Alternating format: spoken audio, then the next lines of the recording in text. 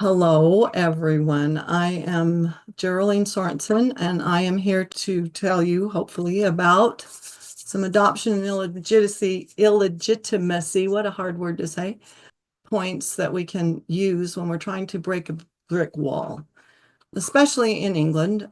You can use some of these techniques, of course, in other countries as well. If you take a look at this first slide, this introductory slide, you can see a big old question mark. And that indicates that I don't know maybe who the dad is of that man, Ian Burke. I'm going to show you some techniques and ideas that you can use to figure out who he might be. Sometimes it's the mom, but that's more in adoption. But in illegitimacy, it's 99.9% time it'll be the dad.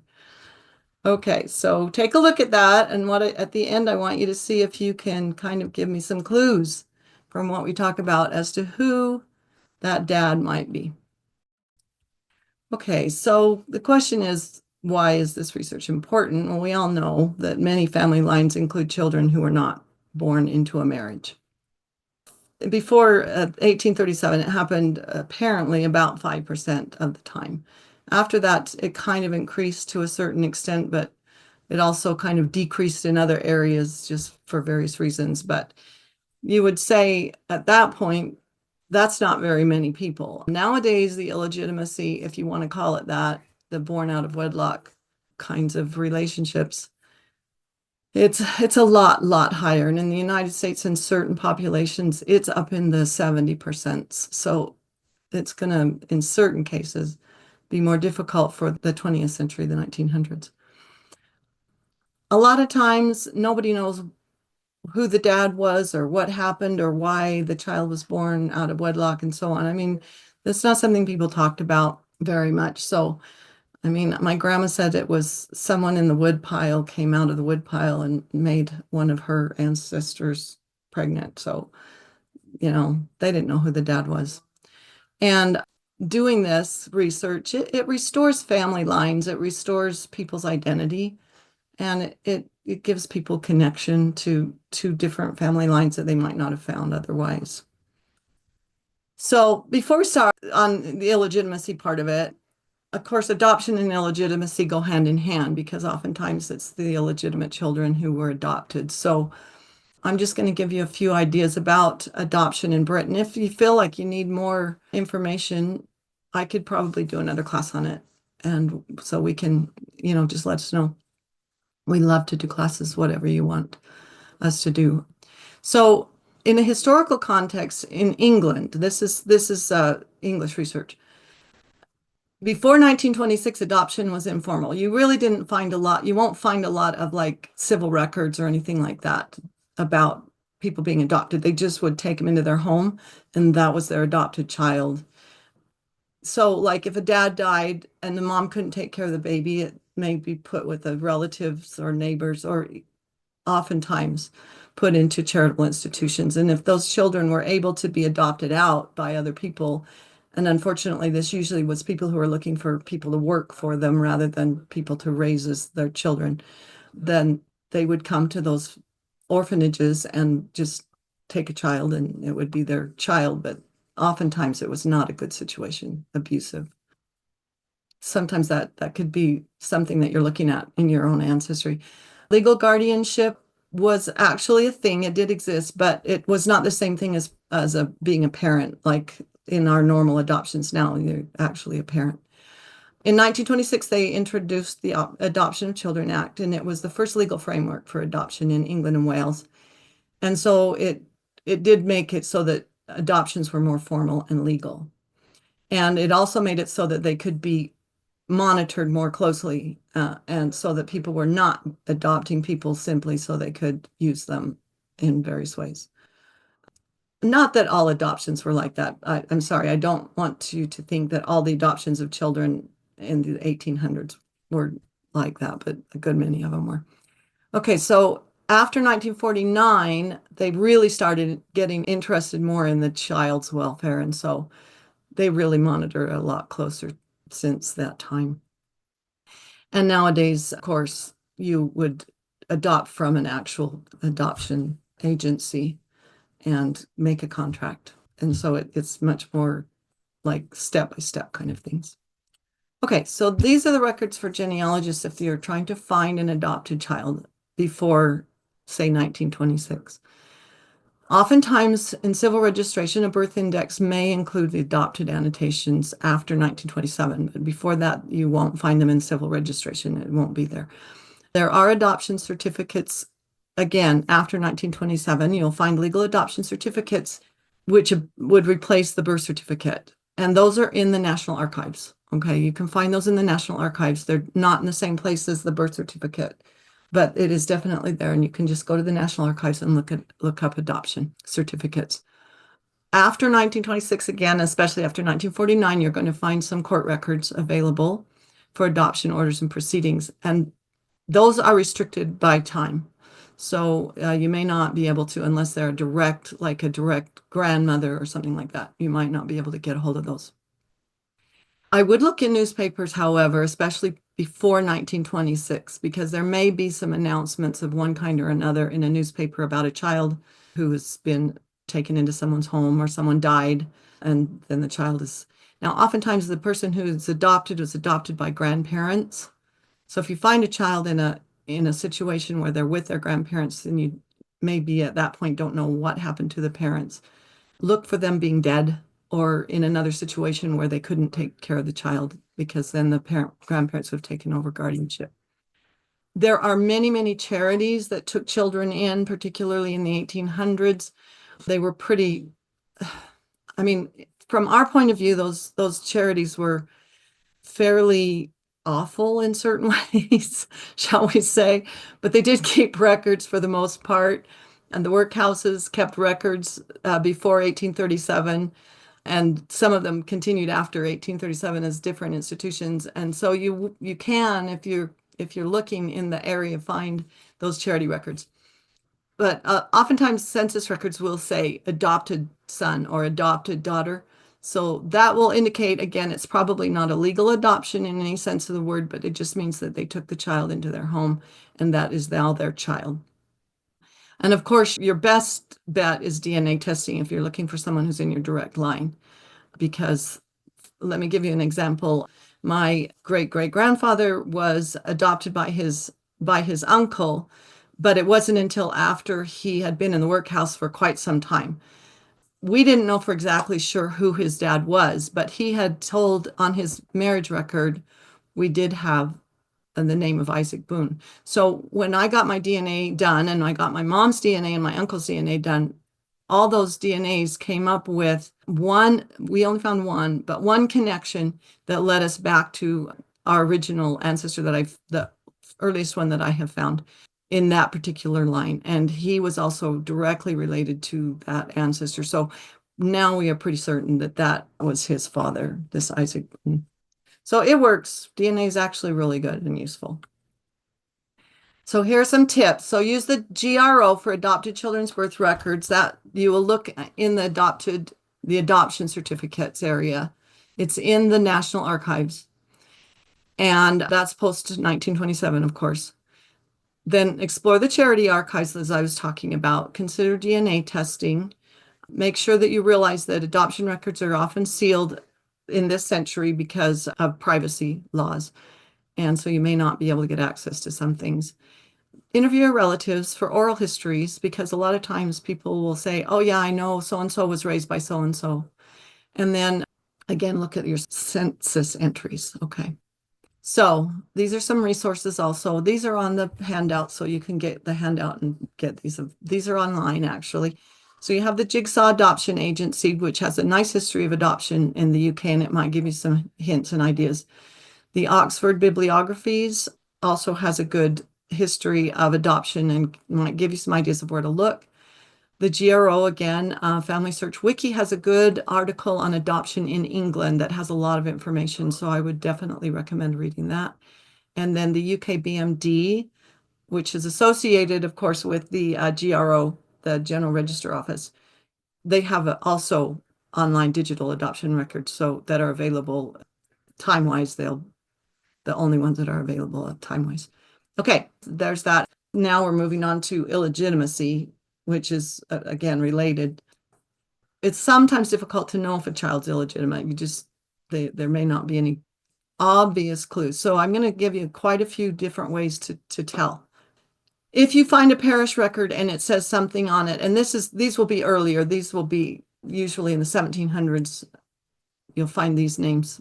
If it says baseborn or BB, that means that's the same as saying bastard. They'll also say actually bastard. I don't know why I didn't put that in there. It's not a bad word. But baseborn, oh, I did put it there. Natural, bastard, spurious, filius, nullius, which means nobody, basically, nobody's child. Reputed and imputed. Okay, so filius nullius sounds more like an orphan, but it's actually just means no man's child, like the son of no man, because they didn't know who the dad was. Okay, so those are some of the words. Reputed means usually is associated with the father. Reputed and imputed means this is the father of an illegitimate child under certain circumstances.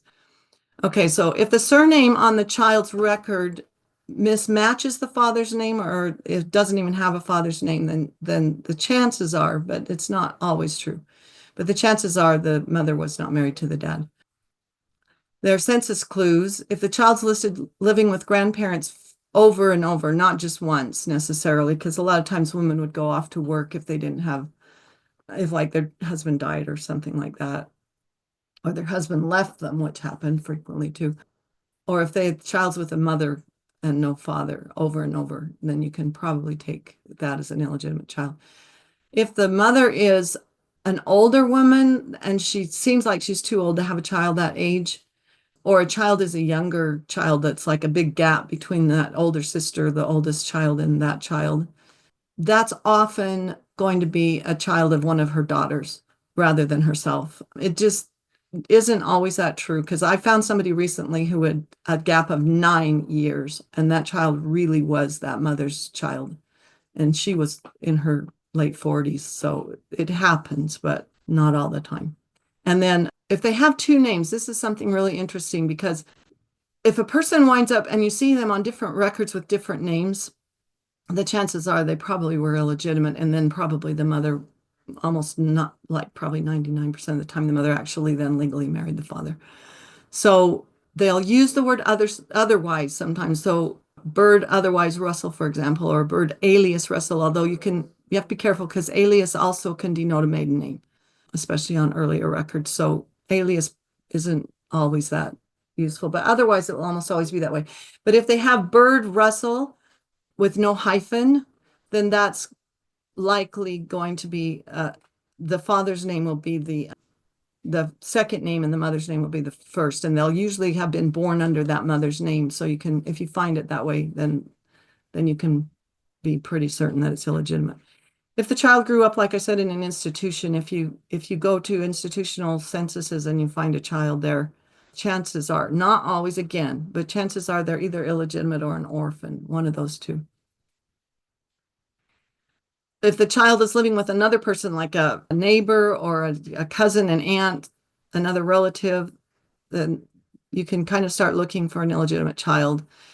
If the woman has a husband, but she's listed as married, that does not mean she's married. I mean, I've seen widowed and married when women I know very well are not married. They lied about it. And I've seen it the same way with widow. Sometimes people's husbands leave them, they call themselves a widow or divorced too, so that they don't have that kind of stigma of not having their husband there. If you see a mother and child with a husband on a later census, but earlier they've been on a census just the two of them, and now the husband's name is the name that the mother and the child have, you can probably realize that the baby was not born in wedlock. Now, it could be his child, but it doesn't necessarily have to be the husband's child. I've seen that too. And if the husband brings a child into his family, he will often allow the child to use his name. And in that case, you have to really search hard to figure out and make sure that it's not really his dad. If there's, like I said, a long gap between the birth of children, even if it's like if the dad dies and there's another child somewhere in there, and then another child is born to another husband, then of course that's going to be an illegitimate child.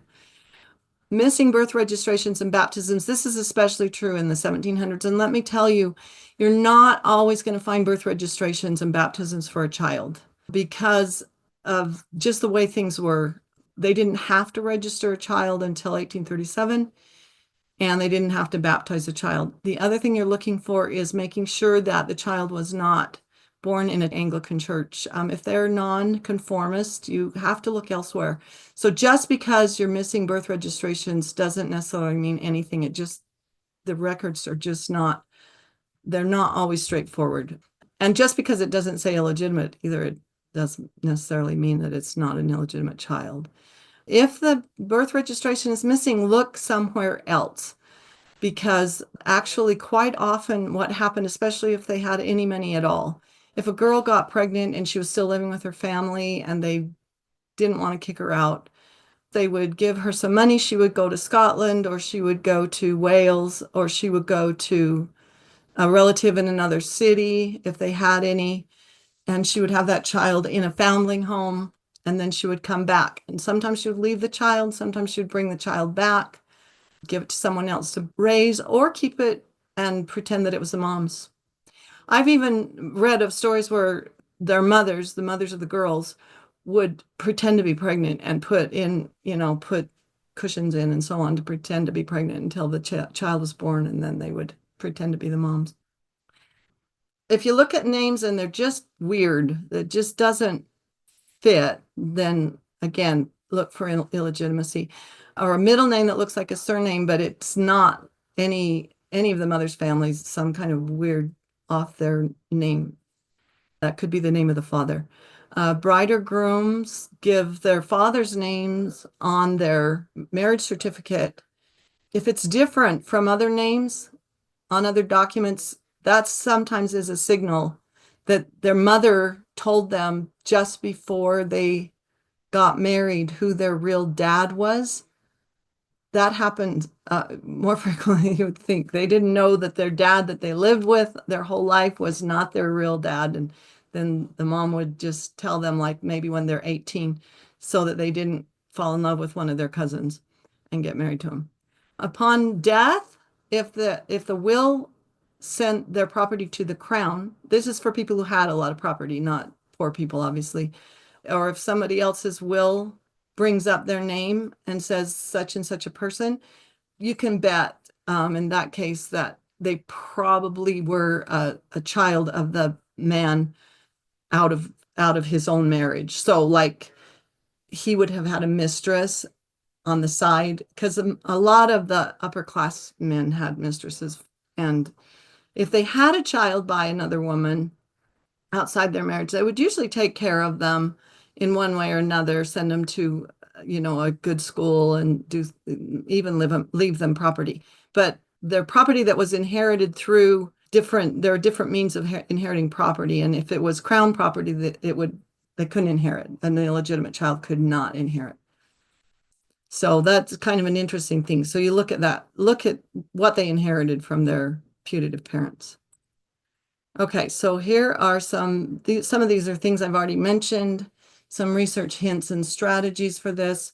Check marriage certificates very closely because, like I said, normally that's the father's name, but sometimes it's not the real father's name, or they'd make up a name just so they could have a name there. But if there's no name there at all, or the name is different from their own name, then check that out. And then look at the occupation of the father, because that can sometimes eliminate the person that is not the real father. Look at neighbors. You'd be surprised how many people got pregnant by their neighbors. And so take a look at their neighbors. There's a family that I was just researching, and one of the women got pregnant by a man who was living in their home, and then he married her sister. So don't ask me. Again, bastardy bonds, that's not a bad word in these times. That was just the name of an illegitimate child. It's become an insult, but wasn't then. So there was an act in 1733 that said that a man could be imprisoned if he didn't look after his child, give funds to look after an illegitimate child, or marry the mother of his child. So that was one of the first things that they did. Now, it was only really because they didn't want the parish to have to take care of the kids, which makes sense. They didn't want the community to have to be responsible, which they were. So if they didn't find the dad, then the community had to take care of them, the parish. So they were legally bonded to give the parish money so that they could take care of the kids, or the mother was also legally obliged to inform the parish when she got pregnant out of wedlock. Then they would go to the father or the mother, they would have a examination, and they would ask, who is this father? Or they would bring the father in, and he would be required to pay regular support to the mother until the child was usually about 14. And they called that the bond. So that's called a bastardy bond. And it was actually a legal contract with the father that he had to pay that money. The other thing they could do is they could just pay a big chunk of money, like if it was the squire or something like that, take a big chunk of money, give it to the parish, and then he was done. And he didn't have to take care of the child anymore. They just used that money to take care of the child. That's also usually recorded in those bonds. And so sometimes you can find those. Not all the parish chests that these are in, they're called the parish chest records. Not all the parish chests have survived. So you have to kind of look around. Not all of them are online either. A lot of them are just not digital yet. So you usually won't find these parish chests after 1834 because of the new poor law, which then that instituted workhouses. And so then the mother and the child would go to the workhouse if they didn't have any money, and they weren't quite as strict about getting the dad to pay for things. So that's kind of a problem in the 1800s is the workhouses, but they will at least be in the workhouse records if you can find them. Okay, so one of the things you can look at for those things is parish accounts. So if you see a person putting in accounts, like a detail of a payment every month or something to an unmarried mother, then the chances are that that child is his. Sometimes the father will be deceased. They had the child after the dad died. Sometimes the father would have been serving in the militia. They'll take note of those kinds of things in those parish chests. So hopefully if you can find them, they're really, really useful, actually, parish chest records. Look in who raised the child, who supported the child. Sometimes they went into apprenticeships and were raised by a person, like I said, who was using them as a worker in whatever field they were in. And so the person who ever paid the indenture to the person who takes the apprentice could be the dad, because they had to pay a certain amount for the indenture. And then if you want to find out if a person was adopted from 1926, you're going to look in court records. If you're going to look before that, like if she was raped, for example, I'm sorry to say, assault, if she was, something serious like that, that will be often in the newspapers or in the court records as well. And so that kind of is helpful, unfortunately, to us. And then there's two kinds of court records you can look for. They're called petty court records and quarter session records for more information about that. Those are also, I want to say in the National Archives. Another really good place is newspapers, because people made their announcements about whatever they could announce in the newspapers. And so look at the British newspaper archives. Find My Past has a lot of the British newspapers. So that's an interesting way to look it up and see whether or not somebody was illegitimate. Take a DNA test, of course, as I mentioned before. When you take a DNA test, make a family tree that goes downward, so you've got a descendancy tree rather than going up and back. Come forward towards yourself. Make a descendancy tree. That will point you towards your DNA results much better. So if you don't have any descendants from that person that you know of, your DNA results are not going to be as meaningful for you, okay? It's easy to make a descendancy tree. I do it all the time. It's not very hard because you're closer to yourself. So you've got records that are easier to get hold of. All right, so I'm going to go through the specific records now. So this is vital and church records. Birth certificates, their father's name will be omitted if they didn't know it. And almost always anyway, in those birth certificates, they won't have the father's name if he was illegitimate. Or the real clue is the child's surname is the mother's maiden name. But be aware that on the GRO index, the mother will be listed with a hyphen before 19, I want to say 1911.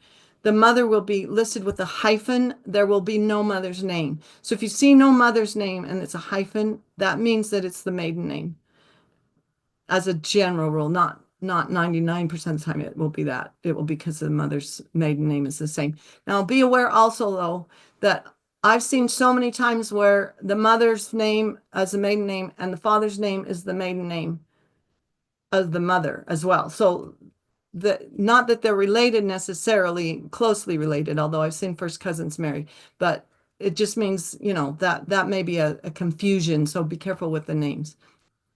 Baptism records, again, you're going to find, as you can see up here on this corner, on this baptism record, you can see John. This is the illegitimate child, okay, and son. So that's the first illegitimate child and son. She only had one illegitimate child. I've seen people who've had 6, 7, 8 of Harriet Cook. So that's what you're going to see on now this is 1842. Now earlier on the records that don't have this form that they had to fill out after the law was passed, that they had to fill out these forms, you'll have a line and it'll just say, John, son of, and then it'll give the mother's name. And oftentimes it will have one of those words attached to it. But if it's just got the mother's name, chances are it's illegitimate. The other thing is, though, the child's father may have absconded or something. You never know. Okay, so after about 1753, the parish registers usually almost always will state illegitimacy, okay? The parish chest records will have the father's name if they knew the name, if the mother knows the name. Like if she was a prostitute, they won't know. They'll just usually give a fake name. Marriage records will list the father's name of the bride and groom. So you can find those names there and their occupation. Now this blue and white thing here, this is John Cook's GRO reference. You can see there were 2 John Cooks born within a year of each other who were illegitimate. This has made my life very difficult. However, I did find out that the real one I was looking for is this one here, whose mother was Harriet. I thought he was her sister's son for a while, but then I discovered by using a lot of different records that is Harriet's child. Okay, so that's vital records. This is legal records. Just real quickly, again, I'll explain bastardy bonds and bastardy examinations and bastardy maintenance orders. Those will all be in the parish chest most of the time, because the parish had a little court of its own, and that's where they kept those court records. Paternity suits, like if somebody sues for a man for subsistence for the child, that will be in a court record. Guardianship files after a certain amount of time in the 1900s, those will come up in court records. Probate records are also something to look at, like I mentioned before, especially if somebody left some money to a bastard child and the people who were in the family who really thought they should have gotten it, they can bring it to probate court. So check the county court archives. Family Search Catalog has a lot of court records. Next one is guardianship records. You do sometimes find legal documents appointing someone to care for a minor if the person's parents died, mother died, or if the person is illegitimate. So look for financial arrangements, inheritance rights, and court oversight rights. Now, this is, again, going to be later on, not early on. Those records are held in probate courts and county archives. In England, look for them in the Chancery Court records or quarter sessions guardianships.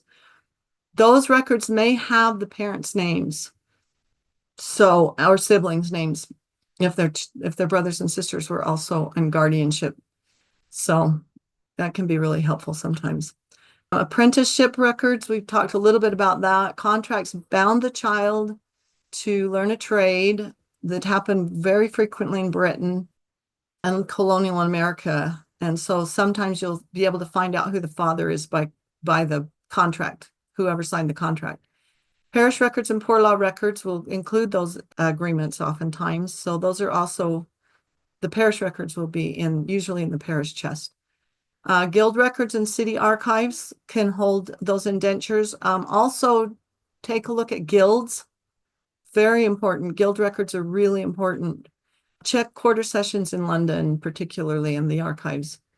So there's a lot of information you can find on these apprenticeship records, the age, the parent, and the master and so they'll be on the census record with their master as a general rule after these happen between usually the ages of about 11 and 15. As I talked about a little bit, newspapers and social community clues. So if the person is in high enough in the society that they could have a scandal surrounding the situation, you might find it in the newspaper. Birth and marriage announcements will oftentimes list a father's name, even if they're illegitimate.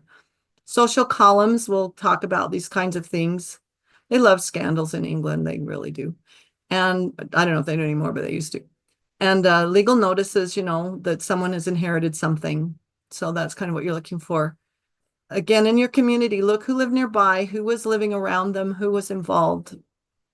Oftentimes, if a servant, let me tell you this, if a servant was living in a home of people who were fairly well-to-do and she gets pregnant, then look for a son in the household or the father of the household, because not always, but very often, he will have impregnated that woman. And especially if she gets kicked out of the house and she's no longer working with them. So that's really sadly something to look for. Census records, fans, which is friends, family, associates, neighbors. And all those people can be related to these situations. Now, this is kind of fun. Where was mom 9 months ago? And did she leave home before the birth date and return again after the birth date? And if she did, if there's a gap in her records, you can find. Sometimes you can't find these gaps, but if there's a gap, then there's a good chance that she had a kid somewhere else. And DNA. So autosomal tests for cousins, so you'll be able to find cousins. Why DNA tests your paternal line, so it'll go straight back from the male. If you've got a male who you can get their DNA done, that's very helpful if you're female. Triangulation and clustering tools, they're online, and you can learn how to use those through Family Search. They've got consultations for DNA that are on Zoom. Ethical considerations.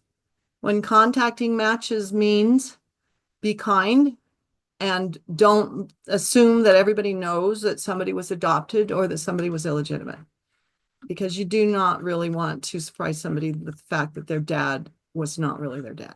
Okay, so if you find that out in this modern day, even their mom's dad wasn't their grandpa, that kind of thing is really, you have to be so careful, because people can really freak out when they find out those things. And honestly, I don't blame them. And of course, descendancy trees can help a lot with checking your cousins and making sure that, these cousins are on your descendancy tree and they really were related to that person. Okay, so here's a couple more resources that you can take a look at. Family Search, Wiki, and also, of course, the catalog. There is a general illegitimacy article there, as well as the one on England. Ancestry, My Heritage, Find My Past. Find My Past is your best bet for English records, along with the Family Search catalog.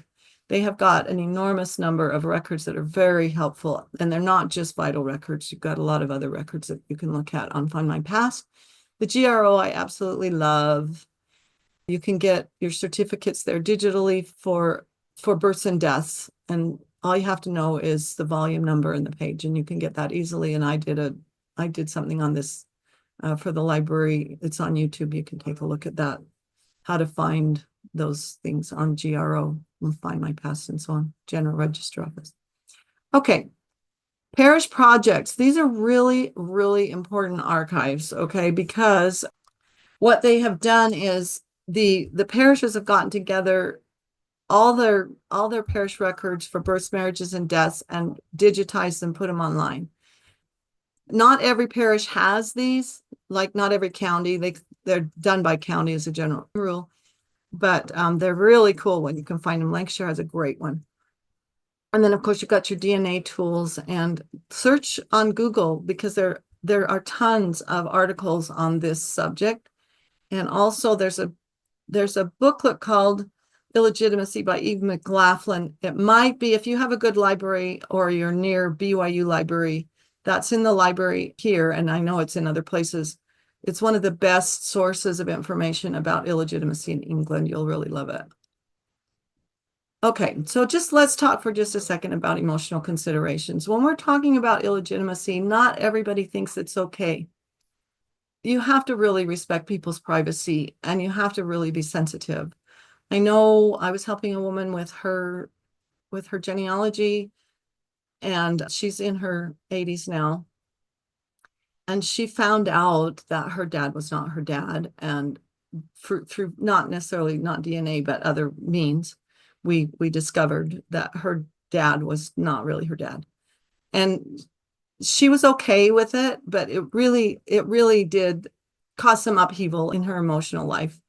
And she just had to come to grips with that. And I've talked to a lot of other people I've worked with who've had the same situation. I didn't necessarily find the dad, but who've had that situation where they find out that they're not related to the person that they thought they were. And it's hurtful in certain cases. So be really super careful with this, okay? Respect people's privacy, be sensitive to their feelings. Be prepared for being unexpected, having things happen and if you don't want to find out, then don't get your DNA done. I'm really serious about that. If it's something you could not deal with, don't do it. Just don't do it. And then when you do find out, though, that something is true, then just realize, okay, this is just reality. And then, if you have to heal from it, or if someone else has to heal from it, help them heal. But I really do believe this, that every family story deserves to be told. It's easier to tell the ones that are old than the ones that are new. So for some of us, we need to tell the story and then put it away in an archive until grandchildren can find out, or great-grandchildren, and not necessarily the people who are alive right now. Does that make sense? I hope so. Okay, I'm going to tell you just a real quick. I want to show you this case history. So this is Harriet, the one I was talking about, Cook. And you can see the baptism of John shows that it's Harriet Cook. The difficulty comes when in the 1841 census, you can see she was working at the time for a family called the Roberts family, who actually one of her nieces marries into this family. And I have a feeling that he was probably the father of John Cook. I don't know for sure. I haven't actually been able to find real documentary evidence, but that tells me the fact that she was working for him, there's a possibility that he might have been the dad. Okay, then she leaves their service after she has that child. So in the 1851 census, you see that he is there again over here at 9 years old, right here. And in this case, he's living with his grandparents. So this is Harriet. She's living with her parents, and she's got this other son. Now, it's really easy to think when you see this that he's actually the son of this married son here, William, but he's not. And I had to make sure that that was not him, but it wasn't. He's actually Harriet's child again. See this John Cunliffe? He married her sister eventually. He might have also been the father because he lived with them for a long time. Then we have over here in the 1861 census, we have Anne, which is his aunt, who eventually married John Cunliffe. And here it says she's her nephew, but then he's still living with her in 1871. She got married real old. She was quite old when she married John Cunliffe. But it says she's his mother. Here she actually should be Anne Cunliffe. And so you're like, what? They didn't give her right name in the first place, and then they have her as his mother. And it's like, and he did marry a Harriet, by the way. His wife's name was also Harriet. So these are some of the puzzles that I had to solve. But I worked through these things and actually did come to the conclusion that Harriet was his true mother, even though she might have put herself on that baptism record to take the onus off of Anne. So you have to figure these things out, not take everything for granted. Here's another one just real fast. So this is Who's Your Daddy? Um, so Robert Winstanley, he's one of those who had two names. His name was Winstanley Prescott. So I had to figure out who his father was from the birth record was Winstanley, but he went by Winstanley as well. You can see in the 1921 census, he has his name as Winstanley, and in other records he has his name as Winstanley, and other records he has it as Prescott. So what happened was his mother married his father, and so he really was his real father. So in this case, it was pretty easy because he actually took his father's Prescott name, but he kept his mother's Winstanley name as well. So he was Robert Winstanley Prescott. Okay, so here we are. That's pretty much it. But if you look at this, you can see you could probably tell me at least for one thing. Who is a possible father of Ian Burke? The possible father is someone named Jones. So that's where you might start. See, his brother's name's Jones, and his mother's name is Berg. If you can find her marriage record to Jones, what you would want to do is look for Ian Berg's marriage record and then see what the father's name. That's your first line of defense is a marriage record. What father's name is on the marriage record? And if it's John Jones, then the chances are that's his birth father as well. If it's not, if it's somebody else, then you've got his father, even though it's not his brother's father. He's only a half brother of Alexander and Thomas. Okay. So persistence and compassion are key. You can break through these things. You just have to find the right places. You can uncover these stories. It took me a long time to figure out my great-great-grandfather's name and all the other things. I still have a few mysteries that I'm working on with him. And invite your friends who do genealogy to help you. Invite your family search center helpers to help you. Invite your family members to get involved with it if you think it's something that they would be interested in. But you can do it. So illegitimacy does not erase identity. It just complicates it. And you can take care of it and it will work. So thank you very much for coming today. I hope you learned something. We did have one question from Alan Jones. He was wondering if you could post a link to those websites that can give you some help. Yeah, so the handout will be at the library, on the library's website, along with along with this. You can listen to it again, but Okay. I will send a handout in.